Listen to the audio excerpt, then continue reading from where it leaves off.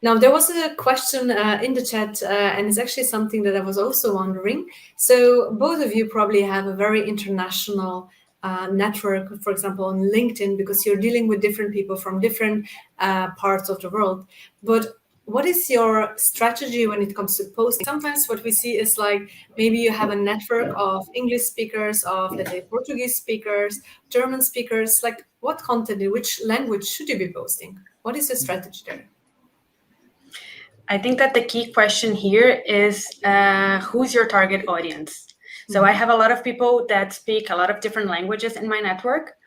And I found that English is a language that most of them speak. So this is why I decided to speak in English, because my audience, and I know that I'm losing part of my Brazilian network when I'm sharing in English, because not everyone in Brazil speaks English really well, but they do have the translate button there. LinkedIn is helping me with this.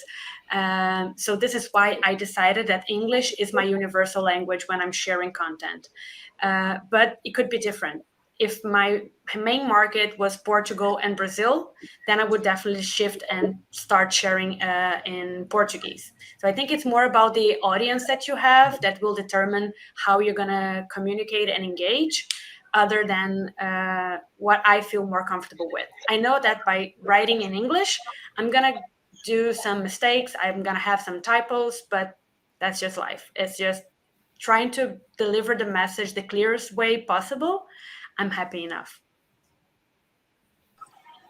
Yeah, I think it really comes also down to your positioning, your branding, your goal as an individual, and what you want to accomplish. And I'll say one of my fear, and that I'm trying to get the courage to get to, is I actually do want to start posting in Spanish, because I want to get better at it. And I want to open up opportunities for me in Spanish speaking countries. For me, it's the only second language I know. I know you all in Europe speak like 20 languages. And what a wonderful thing. I can speak different dialects of US English. How's that?